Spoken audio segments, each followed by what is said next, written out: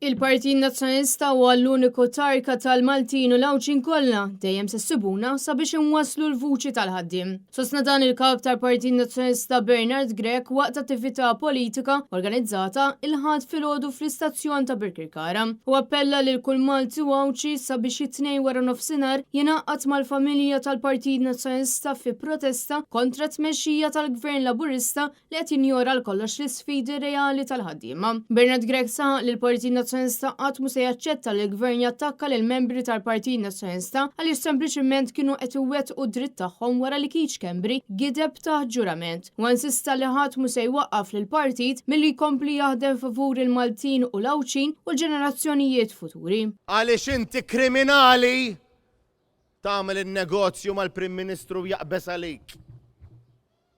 Tagħmel in-negozju ma' Roberta Bela u jaqbes għalik. Imma li inti żgħir, għaliex inti tipprova semma leħnek, għaliex inti qiegħed tajt li inti mweġġa, għaliex qiegħed tiġi affettwat, il-Kummissarju tal-Pulizija jipprova jalaqlek ħalqek. Roberta Bela jipprova jalaqlek ħalqek.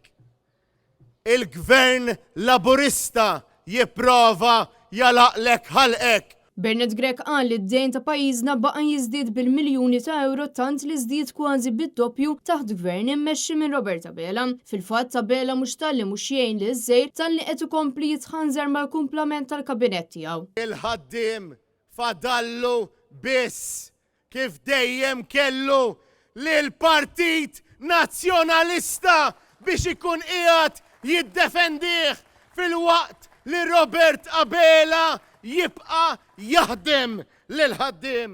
Huwa saħaq li fil-waqt li Gvern Laburista qed ikisser lil pajjiżna, Partit Nazzjonalista jiggarantixxi li se jkun qed jaħdem jum wara l-ieħor ġimgħa wara oħra favur kull Malti u Awċi. Dan hu il-Partit Nazzjonalista, il-Partit tas-soluzzjonijiet, il-Partit tar-rebħiet, il-Partit li huwa l-uniku tarka tal-ħaddiem. Propju għal-jum il-ħaddiem il-Partit Nazzjonalista se jkun qed jorganizza protesta bit-tema Nagħtu s-saħħa lil ħaddiem. Kull Malti u Awċi, kull ħaddiem li għandna jaħdmu f'pajjiżna u jsofru l-inġustizzji huma mistednin biex jingħaqdu mal-familja Nazzjonalista quddiem l-isptar San Luqa biex isemmaw leħinhom. Ejjew magħna għada quddiem l-isptar San Luqa, quddiem il-monument tas-serqa ta' pajjiżna.